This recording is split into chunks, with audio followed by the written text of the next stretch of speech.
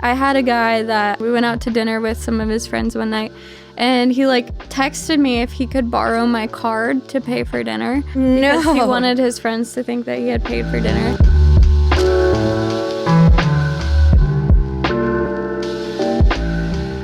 All right, everyone. Welcome to Secured Sessions, the podcast with no niche. Today, we have a very special guest from the world of door-to-door, just like myself. She absolutely crushes it out there in the world of solar, outselling guys, your boyfriend, everyone alike. So without further ado, to talk about mental health, sales, and everything in pop culture currently occurring, I'd like to welcome Sammy. Yeah, welcome to Secured Sessions, Sammy. How do you feel? I'm feeling good. I'm thankful to be here with you. Very cool. So a lot of people might not know this, but this is our first time meeting in person, which I did not realize until you said that, but super excited to get to know you better. We have just bonded through the sheer trauma of sales.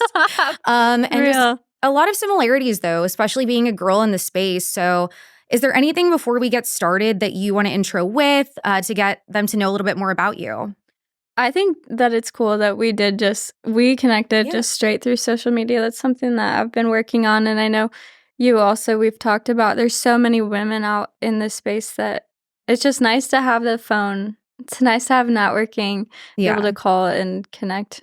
Because I've met so many people, I wouldn't even be here with you today if we didn't pick up a phone call. Yeah, 100%. It's crazy how the world of sales and even friendships in general these days can be so transactional. It's like, oh, if it doesn't benefit me, why am I going to do that? And people forget that other people are just humans and they have feelings and emotions. And wouldn't you want someone to be there for you in a similar circumstance? So I thought that was really cool. I'm super glad we connected. And I think it's a cool reminder that there's still nice people out there. So, and you guys will get to know her a little bit better today. So starting off, I want to talk about how we grew up because you posted on your Instagram the other day the cutest little photo. I think you had a little duck hat or something. I'll have to send it to you. I had a chicken hat on. Yeah, it was so cute. But you were just kind of talking about not fitting in, kind of as someone normally may. So do you want to kind of talk about that growing up and kind of how you always felt different? Yeah, so I grew up in Illinois, and that was small town. I went to a Baptist school growing up. There was 8 kids in my class, so it was small. And then we moved at 12 to Washington. And I was actually thinking about this the other day because I've been thinking a lot about how our realm of reality is really how far we've passed and pushed ourselves. And people say don't worry, you're going to get through this moment in your life because your realm is going to get bigger. And moving to Washington was the first time that my realm really got a little bigger. I grew up I wasn't even allowed to wear skirts past my knees. I grew up super religious. Wasn't allowed to tell people they sucked. Very prim proper. No SpongeBob. Oh my gosh. Even on the weekends. Of all the shows. Yeah, he's disrespectful. And I'm thankful my parents raised me the way they did, but moving to Seattle, as a lot of people know, it's very liberal. It's very black and white out there. You're either supportive or you're not supportive. I think the first thing I realized is how many people don't take the time to stop and get to know someone, and before jumping down their throat or before assuming. Or so having two outlooks on it. I was still the weird kid, in high school. I had people that didn't end up forming friendships probably till I was 16, 17, but we walked the same halls for 5 years. Yeah. And I don't know about being bullied. I'd never really dealt with being bullied, maybe because I didn't listen too much to people, but I think the biggest part was growing up in, honestly, religious standpoint, bullied in the church, which sounds bad, but it's prevalent. It was interesting to grow up and go through your cycles of 16, 17, you're making friends, losing friends. And there's this way you're supposed to live and this way you're not supposed to live. And if you cross that boundary and try to figure out what's for yourself, you're shunned or you're looked down upon or you're disrespected. So figuring out how to shine my light in a way where I truly do believe in God and in a purpose and in these things. Of course. But I also believe that every person has their own path and that people are meant to follow their divine curiosity for a reason. Yeah. And when you're not, so I think being in places where I was really uncomfortable. I didn't have close friends. It forced me to look into other areas like photography. I shot my first wedding when I was 15 years old because I was like, that's something I want to do. Yeah. There's no one around me telling me I can't. There's not really anyone around me. Yeah. So, like, you're like, there's literally nothing but there's cows, literally guys. like, there's nothing close by. Like, nothing's stopping me. Yeah. Yeah. You're like, I got this Dairy Queen and that's about it. Yeah. Photograph this. Yeah. In the town I grew up in, I didn't know this till I was like 18, 19. I met this guy. He's like, do you ever go cow tipping in the town that you were raised in? I was like, that's a real thing. But yeah, I'd say that being raised an outsider, Christian, creative girl in a public school that was very like not conservative. Yeah. I would just say at all. It forced me to learn a lot on what I think about life, but get along with like any type of person. Sure. I can get along with the people that are quiet. I can get along with the people that are rude. I can get along with people up and in your face. And then that's sales, kind of. Exactly, if you think about it, that's probably why you're so good. Yeah. You have to be able to be kind of able to sit back, aware of your surroundings, but also know how to react to different people are going to want you to react to them differently and respond, communicate differently. Huh. That's wild. I think there's a few similarities. I know like we were both kind of going to dive into growing up and not being like a conventional gal, but so my dad's side of the family was Catholic. My mom's side was Jewish. So they just kind of always did more so what she wanted to do. So I had a bat mitzvah, and growing up in South Texas, a very small town, nobody did that. No. That was super like different and weird. And I mean, I think it's a beautiful thing still, whatever, but it was something that I didn't have anyone to relate to on. And so then, you know, growing up around like my 3 Jewish friends, whatever, I thought that was normal. But then going to public school, everyone's like, what the heck is that? Like kind of similar in a way, like they just didn't understand it. And like everyone was doing like Christmas activities and this and that. And I didn't know what the heck was going on. So that was kind of the first time when I felt a little different, I guess. And then my parents will tell a story about how I guess a bunch of kids were playing on the playground, and I was just kind of sitting there watching, and they were like, don't you want to go play with them? And I was like, no. And they were like, why? And I was like, well, what's the point? Like, just didn't get it. I was like, I don't really see the purpose. Just super analytical.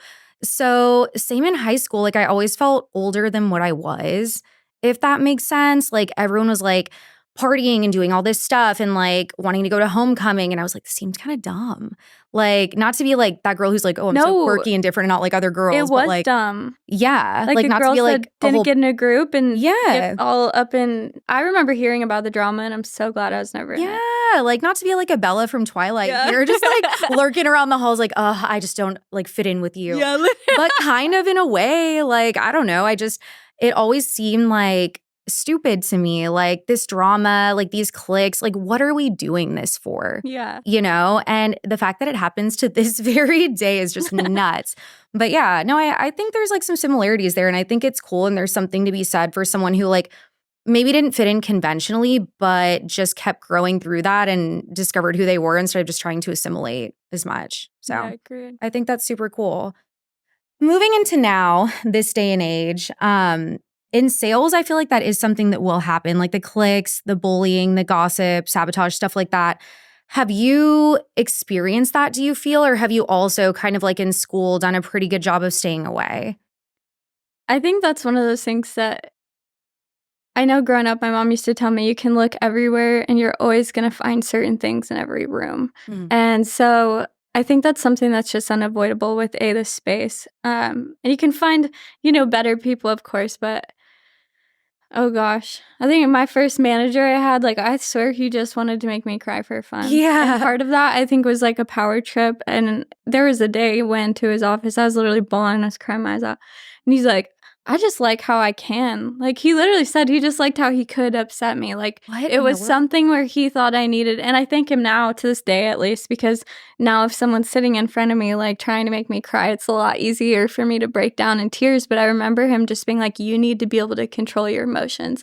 And I was like, this is such a hard, like, harsh extent of it's like reality. Exposure therapy, like to the utmost degree that you just didn't ask for. Like, dude, that's crazy, because like I'll have people ask like, how do you do door to door, like as a girl, like whatever, and it's like same thing. The first manager that I ever had, Like, I went to him, and I talked about this on another podcast, crying about a breakup, and he didn't respond because I was, like, struggling, whatever, mentally.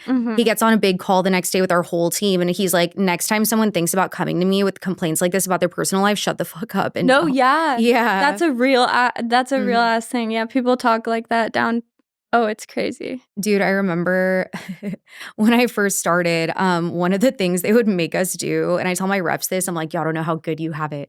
But if we bageled for the day, they would make us eat a dry, stale bagel with no water. Okay, that's gross. It was freaking hazing. Yeah, like, I was gross. like, this, at what point is it a frat? That's foul. Did you guys have anything like that? Any like hazing, like little, like See, I just didn't bro little. I was the one girl typically with all the guys. Like my first blitz ever, my manager took me to get a lap dance. I'm not kidding. He literally took me to get a lap dance. I won't name him. But I swear she's not. Guys, this is it's a real thing. Like, and I love the industry. It's great. Yeah, but there's it's very much like a frat at times. You know what I mean? Like, I remember I was telling you this, but when I first started, I was at home in bed, just like, oh, better get up for the sales day tomorrow. Like very much like SpongeBob waiting for like his opening shift. And like, you're like, who's that? Yeah, No, they called me and they were like, if you don't get to this bar right now, like, we're gonna fire you. Like, you have to come out, just like party with us. And like, I get that they wanted me to fit in and be part of the team, but like, it was also kind of built on a culture of like drinking, substance, drinking, like, and it's like, cool, like, yeah, we're bonding, but like, perhaps we go to like a meditation retreat or something like that. It's so hard too, because it's like, people don't share enough that the culture of drinking and sales and I'm just gonna say it, the cocaine use, like, dude, the drugs, Adderall. like, it's not even, people don't blink anymore. I hear more people talk about how often, and that's a sad reality for people outside of sales, because they look at maybe our lives and they're like, how is it so chaotic? Why are there people around you like that? And I'm like, well, it's just normal. Like, I'm just at this point used to seeing the guys I know at work out at 4 a.m., 5 a.m. still have not gone home. Like, it's normal. And it's a culture that you get sucked into as a woman. I think every woman does go through a period of it where we want to be like a part of the party. Yeah, we want to be one of the guys. We can rally too. Like, my first blitz, I got dropped off at 10 a.m. I get picked up at 8 p.m. If my closer was in an appointment, then we'd all Ubered to the bar. Like, dude, every blitz we were on, like, we would go to like an Applebee's, a Chili's, and just get like plastered. And don't get me wrong, it's fun. But like, at a certain point, there has to be that separation because that's how you can get addictions. It's like, okay, well, now you're doing it so you're not hungover this next day, but then it's like, when does it stop? Yeah. So what's that phrase? Like, I think someone we mutually know like told me this phrase, but it's like, if you're going to go out with the boys, be prepared to wake up with the men. No. Or something like that. Like, yeah, so. But women are made so differently than men. So like, long term too, I've had guys, friends that are like, come on, Sammy, let's go out, let's go party. And I'm like, I'm not built like y'all. I don't know how you are still built like that. Built different. They're freaking some tanks out there. It's crazy. It's tiring. I swear.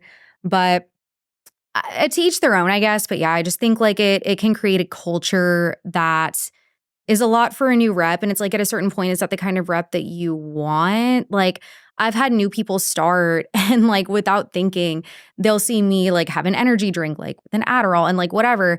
And they're like, oh my God, how are you not just like having a heart attack? Yeah. Like, I might, I don't know, but like, you're like, girl, wow, I've only had one this morning. Yeah, like, this isn't even anything. Like, wait till you see the rest of the day. And by the end of it, like a training cycle with the rep, it was like a running joke on my team. Like, hey, if you're going to go with Rebecca, pack a lunch because this girl does not eat. Like, literally, she's so like on it. On the go. So yeah, and it's like, it has made me realize like there does need to be a healthy balance. Have I found that yet? No. But there should be, That's kind of where I'm working on trying to find that healthy balance of like taking care of your mental. Because at the end of the day, you have to be at peak in those areas in order to perform at high peak. Yeah. Continue. And if not, like, you crash. Like, that's happened to me for sure. That's why I left Door to Door the first time, was like, my mental health tanked. Like, I was all gas, no brakes, didn't really reach out to anyone because there wasn't really anyone at the time that I could. And obviously when I tried, you know what happened. Yeah. So it's like, it's a slippery slope for sure. I think there needs to be like that line of communication, or it's super easy to just go until you just run out of gas. For sure. There needs to be like a more middle ground. The best environments and I mean, credit you to being one of them. Sales forces that I've even seen, they aren't partying, like they aren't out. Maybe they are on the weekends here and there, and there's nothing wrong with that. But making it even like a weekly cultural thing, twice weekly, like you see people that could have been great turn into not good, not even close to good. And it's like, what happened, man? I thought he'd be great at that job, and it's like nothing happened. Like he just got put into the wrong environment, didn't have the right bumper boundaries set up around it. Yeah, dude. And it like door to door alone, which we'll get into in a little bit, even what we do, but it can be so taxing on your mental state. So it's like, okay, if you have anxiety on top of that, and then you're developing this substance and then you're beating yourself up because, oh, maybe I didn't knock early enough that day. Maybe like I could have closed that deal if I didn't have this anxiety. It's a losing recipe. Like you're not going to make it. And like it's someone who really could have been good, like you said, but they don't have the resources or they were thrust into this like toxic situation. So that's why, you know, door to door is hard. Yeah. Yeah, extremely. Like it's mentally taxing aside from all that. So it's like, man, you're setting them up to lose. Yeah. But we'll get back to what we do momentarily. But getting into a little bit about dating, things we've seen on TikTok recently, and your opinion on that. What do you think about guys who work traditional 9-to-5s? I know for us, our job is really unpredictable. We travel quite a bit. Would you, or do you think you could date someone who does more of a traditional job?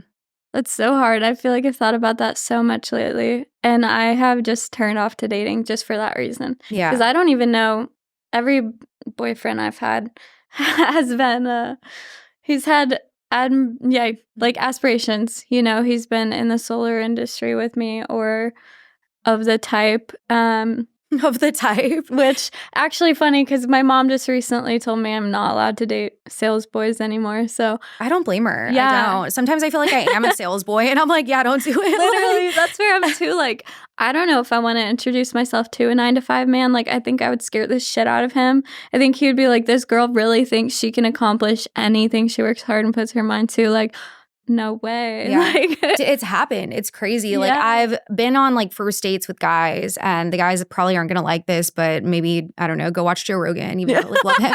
I'm like, love Joe Rogan, by the way. But and then come back. We'll literally, I'm like, again, like love him. But I have been on first dates before and I'm sitting there and I'm telling them what I do.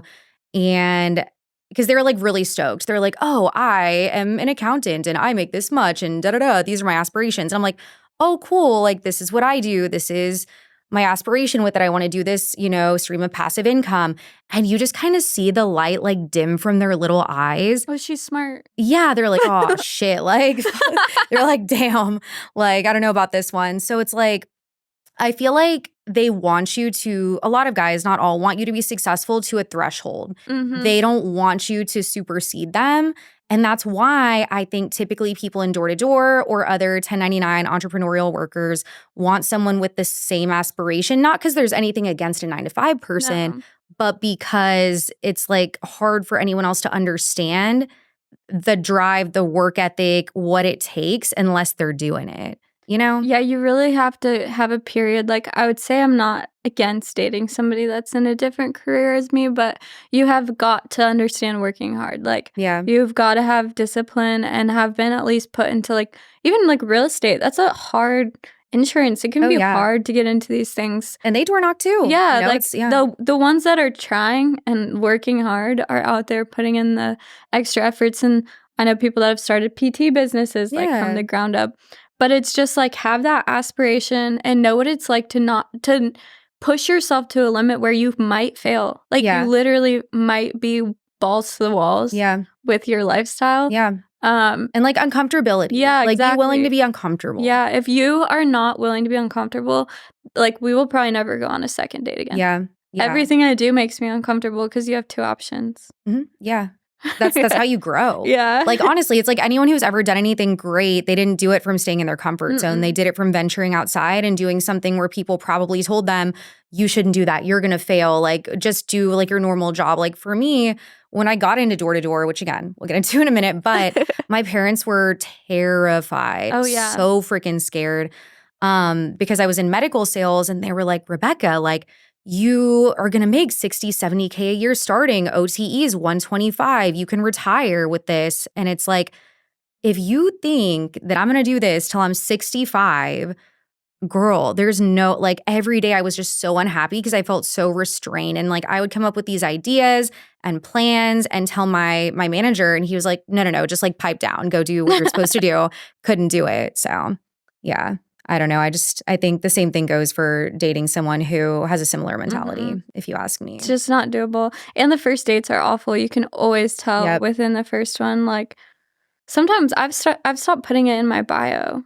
Like, I deleted Hinge because I was just like, you ever get the sugar mommy messages? No. Where they're like, oh, you're in sales? Give me my sugar mommy? Ew. I'm like, no. What? No, never in all my life, but I'm glad because I just, that's, what, how do men as a man ask that question? That's I don't nuts. know, but I get grossed out. Yeah, or that's crazy. The marrieds. Yeah. I get more married. Actually, I was just talking to my friend about this. I don't get asked on dates. I don't know the last time a guy came up to me in public. That's not an invitation, though. No, guys. I'm like, not, please, like, relax. Yeah, I just don't. I think they already know. Like, I think they already know. Like, she might not. I don't know. Maybe they don't. But yeah, it is crazy. Like the amount of married guys and guys in relationships that will try. It's like, have you no shame? No, they don't. Like, it's like it'll literally be him. We are in the life of screenshots, and you really are fearless. Well, it's like, okay, in your bio, you have like father, like husband. The company you represent in your bio. A Bible verse even. Yeah. Like, what in God's... And so, no pun intended, what in God's name? And then it's like, okay, so in your profile pic, you have you on like your mission trip with your golden retriever, your wife, and your freshly born twins. And you want to know who just got baptized. Yeah.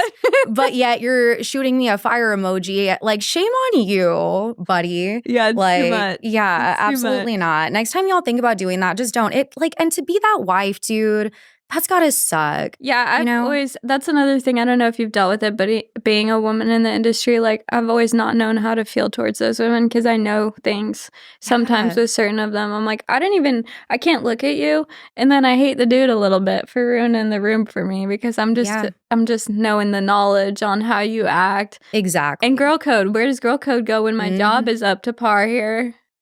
It's such a good question. Like, it's like, where does girl code go? What do you do? It's like, if you see this happening and like if you say something, chances are they'll stay together. Yeah. But it's like now you know and you have this idea, this is what they're capable of. So you start dating a guy who's friends with them. It's like, well, then you think he's the one outlier when you're not around, you know? Yeah. So, we'll see. Looking for 1 out of 1. Yeah. Ideally. I think that would be great. Yeah. Maybe you guys can slide my DMs. If these apply to you, not the cheating part, but if you're entrepreneurial, if you have aspirations, if you're over 5'10", you know, give it a go. We'll see.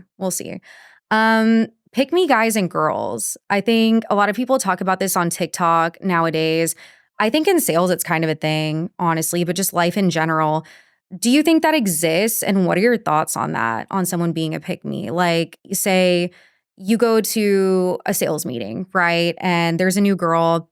You guys are all watching like football or something, whatever it might be, just doing some manly stuff. I'm sure there are girls that like football, whatever, shut up. But she walks in and she's like, oh my God, like when they threw that catch down the 50-yard line and da-da-da-da, just like doing the most. Yeah. And the girls are like, oh, I don't wear makeup. It like hurts my face. Like I can't like imagine ever, you know, what do you think? I can't deal with. Yeah. See, I'm like the most annoyingly real person. I'll say the weirdest, most out-of-pocket thing and you're going to be like, what, Sammy? Or I'll be kind of rude or I'll be really nice, but I'm always going to just speak my mind. Yeah. But nothing is worse than a girl in a room that's just like speaking out of her asshole. Like literally, like what are you even talking about? Yeah. Half of the time they don't know. I'm not kidding. That's crazy. And I could go a little deeper, but I probably shouldn't. No, I don't care. I mean, here on Secured Sessions, anything goes. Yeah, see? But like with guys too, they'll do the same thing. It's say you're fighting with your boyfriend or something like that. And there's always that one guy that's like, I wouldn't do that to you. I would never treat you like that. Like there's definitely pick me guys too. There are. So yeah, I definitely think in sales as well, they can be kind of try hard when it comes to like their social media, just like, I don't know, not to be a hater, but I'm gonna be a hater. Like when you're posting yourself like a montage of like emotions on the doors and like crying here and then doing like a meditation thing. But like at the end of the day, then you're out there just like scamming. Oh, I yeah. don't know, guys. Like that to me, I think that's like pick me in sales. If you're presenting yourself as a certain facade and then at the end of the day, you're scamming like a 90-year-old, like Yeah. also shame on you. Nothing's worse than, and this is something that I've had to be so aware of as women. We get so attached to like what people say, I think sometimes. And you'll run into that even with like managers and recruiting. I think I see the pick me more with that right now, time of year. It's the end of the year. Everyone's posting these vacations they're on. Like they've just made all this money. Pick me, work with us next summer. And it's like, how's your culture really doing? Yeah. What about the reps at home that didn't go on the incentive trip? Like, why didn't they go? Like, could they be better? Like, how's your training? Like, what are your plans next year? Besides the fact that you're the top dog and you just made a ton of money, like, why should I want to work for you or with you? Yeah. And are they more than just like a dollar sign to you? Yeah. Because that's rare, I feel. It's like, okay, once you get to this position, once you have all these reps under you, does it even matter to you if they leave? Or is it just like a new person coming in to fill that little part of your paycheck? I've been wondering that lately because I've seen so many people posting these like schedules out for interviews and stuff. And I'm like, I've never, I don't know, maybe that's just a me thing, but even when I had a couple people, I think last November, I had 3 trainees, I was training them.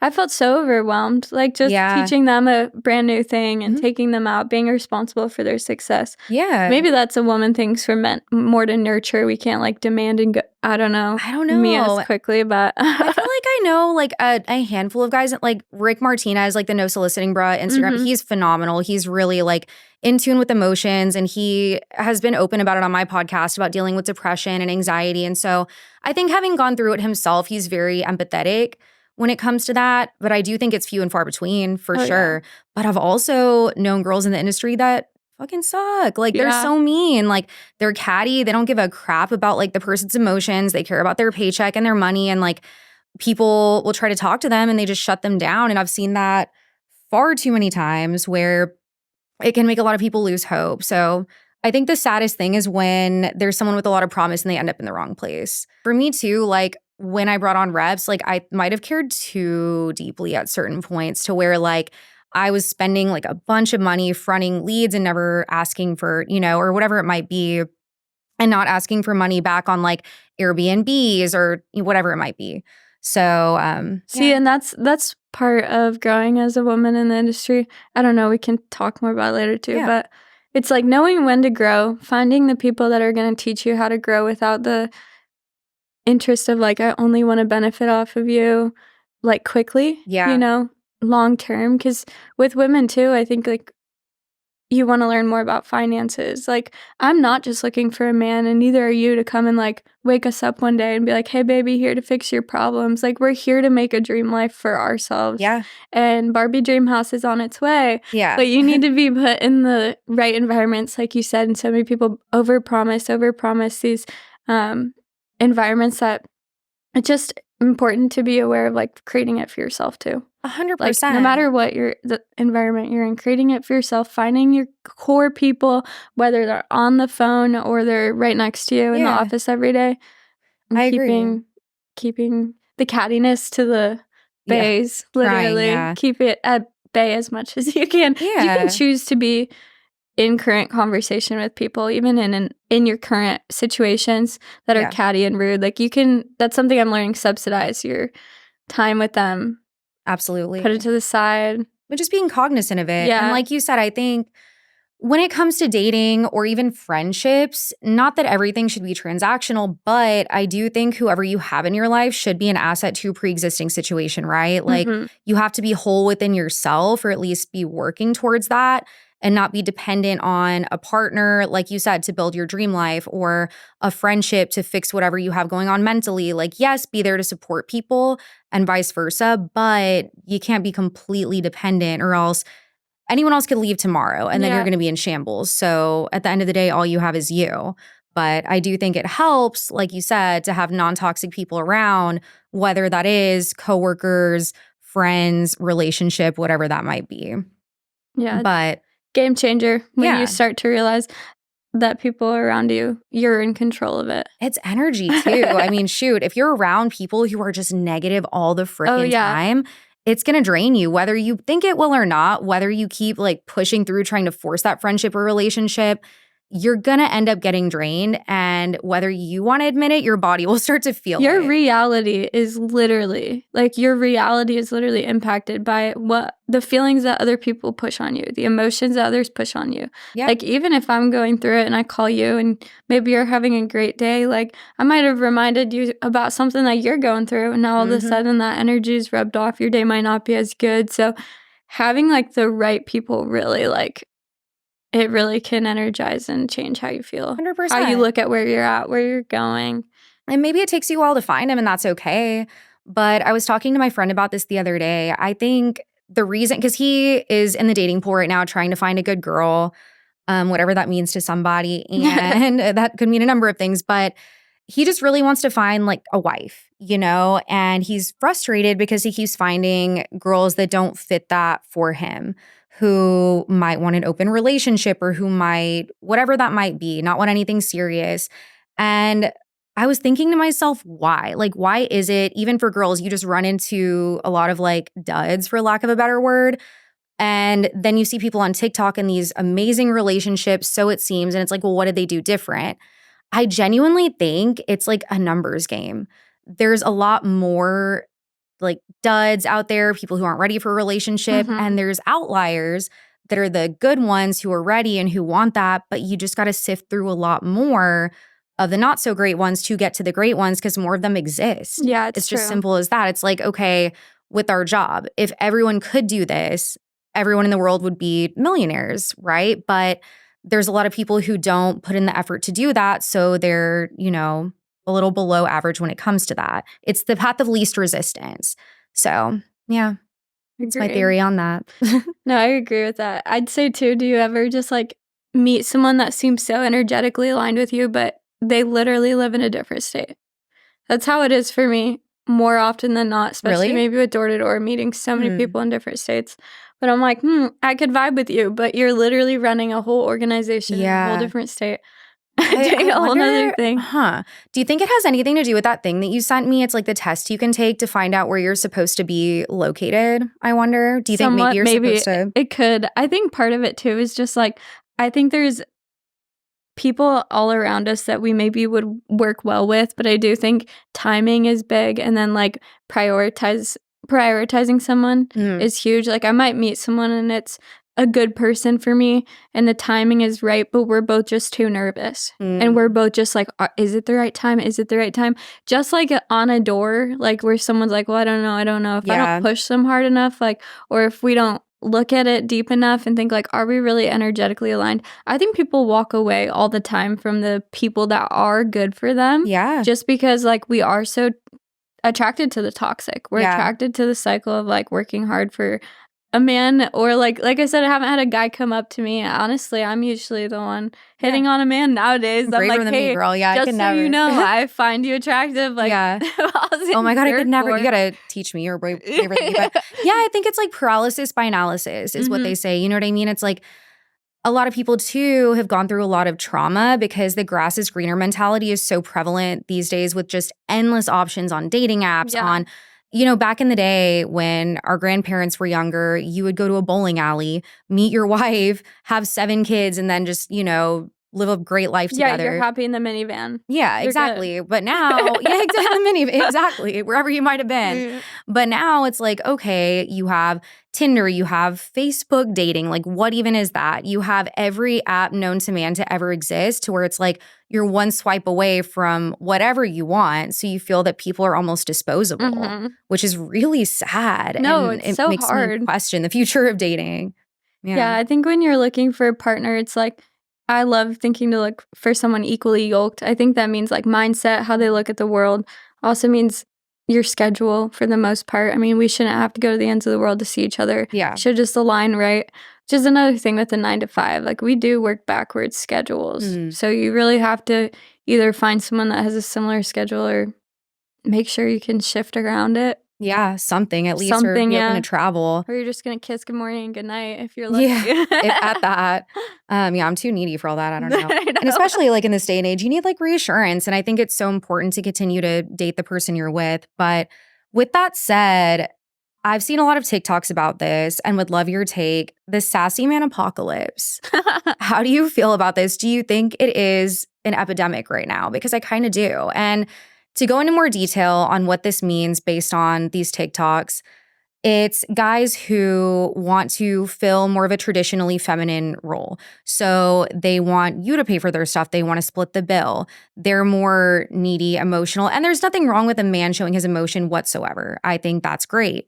But I think it's veering away from the traditional roles of chivalry and veering into, let me be catered to by you.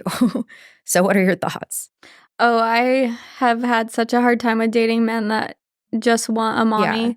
Yeah. And it's hard because as a woman and just I have high energy. I want to take care. I want to provide. I've done well in sales and I'll always do well. I'm good at talking to people. And people want to be around that. They want to almost like suck from it too. So it's sometimes, relationships, friends do it too. Yeah. But like the boyfriends like that, oh my gosh. I had a guy that I was dating for, it really didn't last long. We went out to dinner with some of his friends one night and he like texted me if he could borrow my card to pay for dinner. No. Because he wanted his friends to think that he had paid for dinner. No hate to the man, like respect. I know he just wanted to seem like the alpha in the room or whatever, but I was just like, bro, like, is this for real right now? I can pay for dinner. Like, I'll pay for dinner. Or I had another dude. This was probably over a year ago now. We got dinner. He bought my dinner. I was like, wow, that's so nice of you. And afterwards, he goes, since I bought dinner, would you mind, like, if we went and got ice cream and you paid?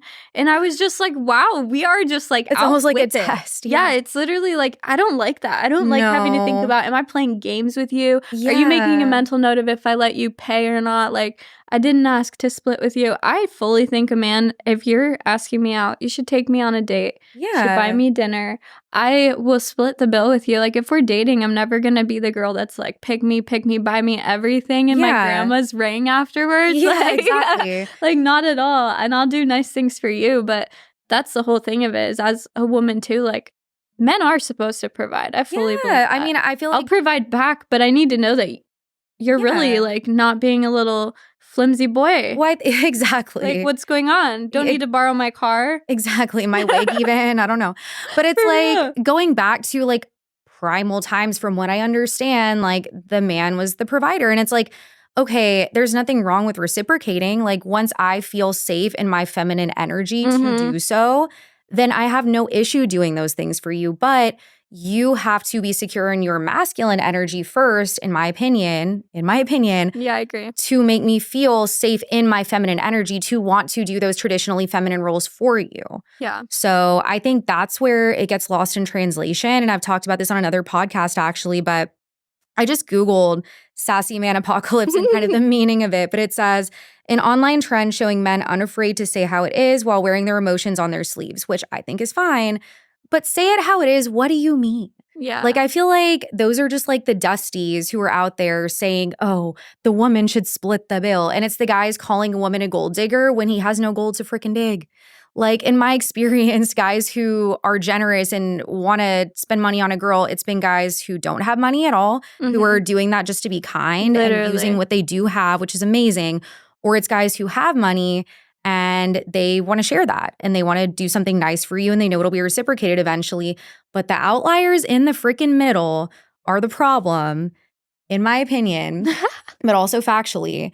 And I think it's just they're the ones who are like, oh, why don't women want to split the bill? Why don't they want to pay for this? They're just using you. For what? Well, what, your Costco membership? Yeah. Stop it. Like, in my experience in working with a lot of men, like, I hear the conversation of like, oh, I took this girl out to dinner. Like, she didn't even fuck. Exactly. Like, what do you mean? Like, I know I'm going on a literal date with your frat bro from 2 years ago tomorrow night. And that's how he's going to look at dinner. Like, that's not where, like, girl, where I want to be going into this. Pop my pussy for a chicken parm. Like, if you think that's where I'm going, I'm trying to find my husband out here on these streets. Yeah, that's what I'm saying. I'm trying to build Barbie's mansion with Ken, of course, but like yeah, but also like not gonna bust it wide open for a 4 for 4. Like relax, literally, please. Yeah, I think there's definitely a time and a place. I think a man showing emotions is phenomenal. I think expressing those in a healthy way is stupendous, but I think that has absolutely nothing to do with expecting more of a woman.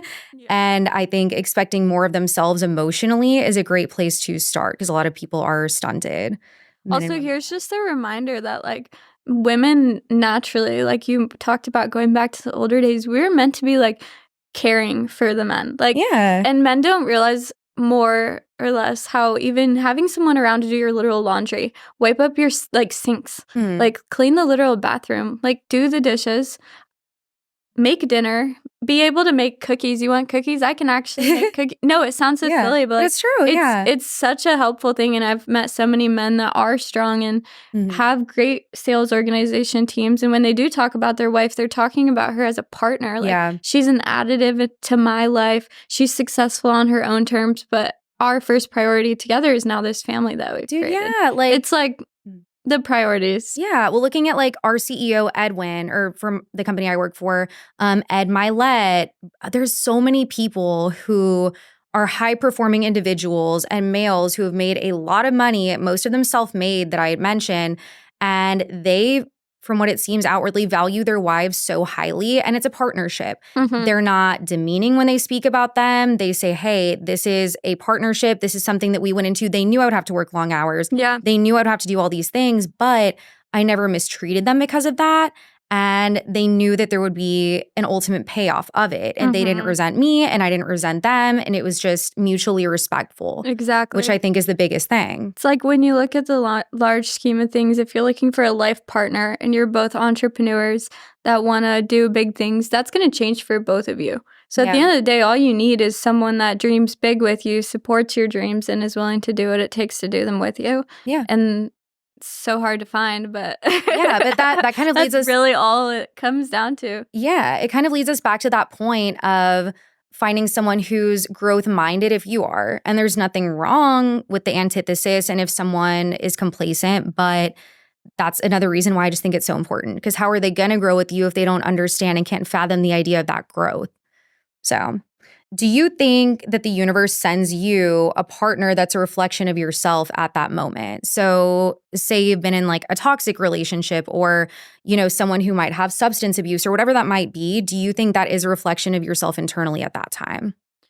Sometimes I think my personal take on this that I've noticed is like we're attracted to people that we want to be like, I think. Yeah. Like, and so maybe not that we are yet. So I've wanted to be a drug dealer. Just kidding. I'm just kidding. No. But like, because going back to my last relationship, at least, like, I really was attracted to him because my viewpoint of him was that he was like strong. He was dependent. He was consistent. And I'm someone that lacks more consistent. I lack sometimes rational thinking. Say I'm a girly pop. I can get all up in this head and run crazy. But I liked how he was just very put together with his thoughts in mind. And I wanted to be more like that. He liked how I was a lot more fitness oriented, you know, healthy, things like that. So we took things from each other. My ex before that, he taught me to work out. He taught me to eat healthier.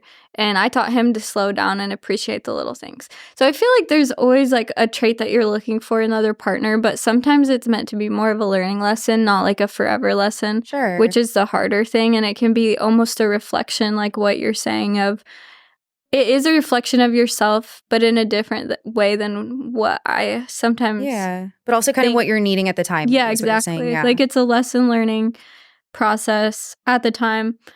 And I think most people, when we're dating them and we know, like, you get that feeling like something just isn't quite right here of like, this isn't going to maybe be my forever. And I've also had the people where I'm like, you very well could be, you know, you could be, but it is interesting to watch even after a relationship ends and you have that long period of time, you can look back at it differently in a different light and see like the lesson in a different take as well. Yeah. No, I don't disagree at all. I think that is a good way to look at it. And it's like, even if it's an ugly part of yourself that maybe you haven't addressed yet, I think that could be the case too. Not all the time, but sometimes maybe it's a part of yourself that you need to address that you haven't, and you're seeing things you dislike in that person. It's making you self-reflect on something that maybe needs to be worked on internally that you wouldn't have otherwise. Yeah, I agree with that. I think a lot of our life is spent literally reflecting with people. Yeah. Like, I have one friend, I love her so much, but I went out and worked with her for a few weeks, and at the end of it, we were both like, we can't really work together like this. Like, yeah. We really are so similar in the ways where we don't show up and push each other where we need to. We fall down in the same ways, but we don't push up in the same ways, where when we're far apart from each other, we're able to push each other up in the ways that we need and not need to be so close. So there's also been guys that I probably would have been great friends with, and we probably would have been able to balance that helpfulness with each other a little bit more and a little bit longer if we didn't go into dating. Like romantically. Yeah. Yeah. Do you think that you can expect a healed partner if you haven't? Because I know that's a big debate that I've seen online a lot too, is like, you know, these girls want, and guys want someone to help them heal, as opposed to, and they want that to be a healed person, but they want to come into this situation not fully healed, anticipating that it'll do that for them. So do you think that in order for that to actually work out and have a relationship where it would work, both people should be healed prior to going into it? I think we're always healing. Like, I really do think we're always constantly healing, but I think that you can't just fix someone, and it's always more about both people continuing to heal at the same time. Yeah, I'm like, girl, because I've tried. I'll tell you. Yeah, I've been in many relationships where I'm like, I can fix him. I'll be the one to do it. Yeah, I'm like, I think I'm the one that he'll change for. But no, it's just really like even being aware of it too. Like, let's say we both have a problem with self-esteem or, you know, anger, I don't know, whatever it may be. And we both are able to talk about it and be like, hey, we're figuring this out. We're on the same path. We're not in the what's wrong with us stage. We're in the this is what we're working on stage. So if you can meet in those places and be consistent, I think it's doable. But because everyone always has something. We're never just going to be perfect. Yeah, but I'm trying, but yeah, it's just not gonna happen. But I do think there's something to be said about like life changes. Like 2 years ago, my little brother went missing, and oh my gosh, yeah, me and my boyfriend at the time, we did end up breaking up. And a lot of people were like, Sammy, what? Like, you could just figure it out. You know, you could just work it out. Him and I have talked about it, and there's times where he's like, we could figure it out. And I was not able to be, you know, that person at that time. I needed to heal. I needed time to myself. I was young, and it's what I needed. Sure. You know? So. But having the emotional intelligence to even know that is a huge thing, if you ask me. I think that almost is harder to look within and say, hey, this is what I need, and follow through with that, and not take the path of least resistance, which is using someone as like a crutch. Like, you just like lean on yourself to heal. Well, it just prolongs the hard. Like, in my opinion, like, I've always been one that's like, oh, I'm going to figure this out. I know something's going to be hard, but I'm going to try to not prolong it, right? Like, I'm going to learn this lesson full on. When the first time I went skydiving, I just jumped out of the plane. They were like, I've never seen somebody so excited. And I was like, well, yeah, because I got nothing to lose, brother. Yeah, right. Like, I'm here to have fun. But I really do think it's I don't know. No, I don't disagree with you. I think going on a ramble tangent. No, but it's great though, and I couldn't agree more. I think like you're going to have to deal with those things eventually, and a lot of people push that off, whether it be with covering it up with a relationship, covering it up with an addiction, covering it up with a number of things to not ultimately address those deep-rooted issues, which I've been guilty of that before. I think most people have. That's part of being human, but the path of least resistance is almost never the best one. No. You know, taking that path of most resistance usually has the best payoff. So it kind of goes with this too, with mental health. If you don't address these things head on, they're just going to keep building and bubbling within. And you're going to wake up one day wondering why you feel so heavy and just depressed and sad and dark. And it's like, well, you've never dealt with these things. You've been covering them up with all these other, you know, quick fixes for years and years. Yeah. So I completely agree. And being successful, is hard too. Like, I remember the first time I got a big check, I cried. I called one of my bosses. I bawled my eyes out. I was like, holy fuck, I did it. Now what am I going to do? Yeah. And now I have to make sure I don't get robbed, my bank account doesn't get hacked, and I don't fuck up and spend too much at Nordstrom. Like, that's hard. I think all of that's happened. Yeah. Like, all three, yeah. Quite literally. But it's worth it, because at the end of it, you're like, you've surpassed once again that level of like what you're capable of, what's around you, and how much you can keep growing. Did you ever have any self-limiting beliefs? Because listening to Edwin, like our CEO's story, he talks, and Ed might let a lot of people talk about growing up, they didn't think that they were capable of the level of success that they have obtained. For me, like maybe I'm an outlier, but I never thought that. Growing up, I would always tell my parents, I'm going to be rich. And mind you, we weren't by any means. So I never grew up doing like bougie stuff. But in my head, I was just the freaking richest, like Real Housewife of Beverly Hills. And that was just me. And they were like, well, what's your job going to be? What are you going to do? What do you want to go to college for? And I would always say, I don't know. I just know in my guts, like in my heart, that I'm going to be successful and I'm going to figure out how to do that, but it's going to happen. It just is. And it has over time and it's continuing to. But I guess their story was they never felt like they belonged in places where people had success or doing things that people conventionally would do that had money. So which would you say you fell into the category of kind of growing up knowing you would have success or thinking, oh, that couldn't be me? I realized from a young age that being ballsy does create benefit. Like, I was 15 when me and my friends started running around taking photos. I made a lot of money as a young teenager just taking photos. And I don't have any crazy stories, but when I was a kid, I used to always say that I wanted to go live on my uncle's lake and I was just like, I'm going to figure it out. I'm going to go to college, live with Uncle Gordon. I want to live on the lake every day. Like, I was picturing that summertime all year round, living my best life. And it was always just like, I'm going to figure it out. Whatever it takes to figure it out. It wasn't like, I'm not going to do that. It's just, so these are things I want. And however I get there, I'm going to get there. Exactly. I always was like, I'm going to move to Arizona. I had a group of 4 friends. We were all like, we're going to go. They ended up not going. I ended up going, moved to Arizona, lived there for 2.5 years. That's awesome. Yeah. About a year before I moved, I was like, you know what? I wonder if I might just move to Texas next.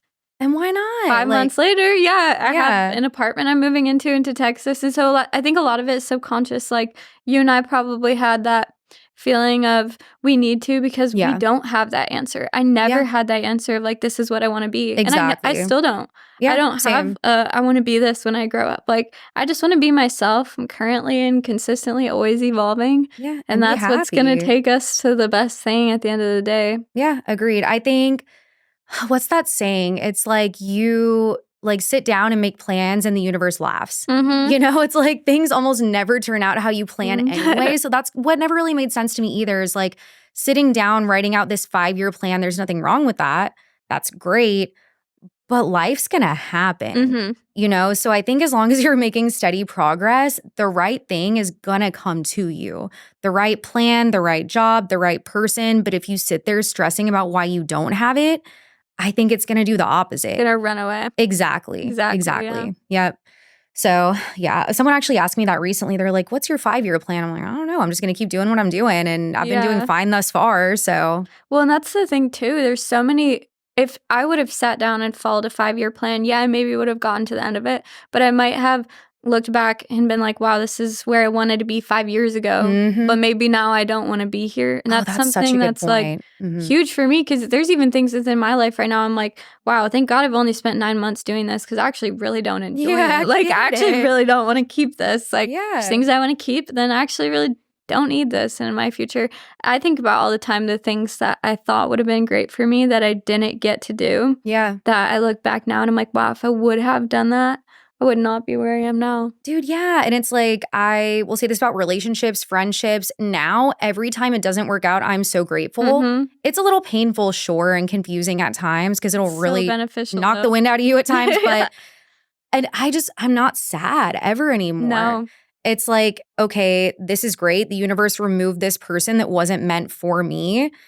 It wasn't meant for me. The job wasn't. The person wasn't. It might be confusing and sad and not make sense, but it always does later. And I can't, like, every relationship I've ever had that hasn't worked out where I was just distraught, I can't even imagine being with them now. I know. You know? You look back and you're just like, even my most recent, like, those feelings are so real and they're so sad. And I remember thinking, like, oh my God, how am I ever going to get over this sadness? And like, now I'm at a point where I'm like, oh my gosh, I can like breathe again. Like, I'm not sad. I don't get a feeling in my chest. Like, I don't get upset when I think about it's like you feel like you're alive again, comes to. But there's some of you have to go through some of the scariest moments of, like, I don't know, with being an entrepreneur and a dreamer and ups and downs, and I would not have it any other way. Because like you said, it's so much more beneficial to go through the roads and see a clear end. Like, you see the benefits and the gratitude way more when life is sometimes like this.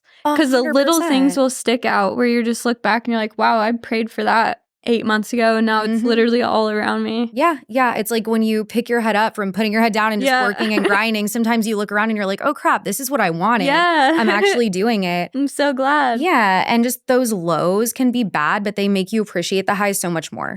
They really do. And I talk about it frequently, but had I not gone through all those bad things, like, or whatever it might have been, confusing things, the character development wouldn't be there, the growth and just the appreciation overall. But I think when people have things too easy, it can be difficult to fully appreciate the good in life. Oh, yeah. And people don't get to know the true feeling of, like, success. So we haven't really gotten into our jobs and what it is that we do exactly, but we both do door-to-door sales. So I kind of want to touch on that a little bit, and then talk about being a female in a male-dominated industry. So you start in sales and door-to-door. As you said, your manager was kind of having you go out and party and drink. Oh, yeah. How's it been so far? What's the journey been like? What's been kind of like the peaks, the pits? It's been long. It's been good. A lot of lessons. I will say that I have learned so much about human nature through working in door-to-door and sales. And I blitzed around a lot when I first started door-to-door because I wanted to know I wanted to find a good company. I didn't want to just, like, start somewhere and stick and stay committed. I had done that the year prior, my first year in solar, and I looked at how much time I'd spent there and how much I could have been doing that elsewhere. Yeah.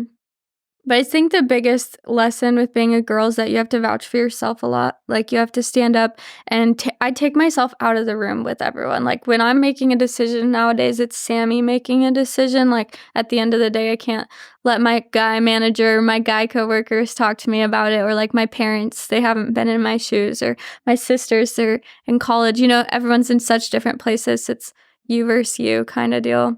And it's hard. It's also having a really strict schedule with yourself. Yeah. Discipline. No, absolutely. And I think something we were talking about, and we'll finish up with this, was guys talking down to you, whether it's customers, whether it's people you work with. I can't tell you how many times I've been on the doors knocking and a male customer will say, oh, wow, that's a really big word. How do you know that word? Or like, you should come work for my company. You'll make $50K a year. What are you doing? You don't have to do this. Like, try to drake me. You don't have to do drake this. To the strippers in the clubs. Like, you don't have to do this. I'm like, first of all, sir, if I wasn't making more than your whole life, I wouldn't be knocking doors in the heat of the Texas summer.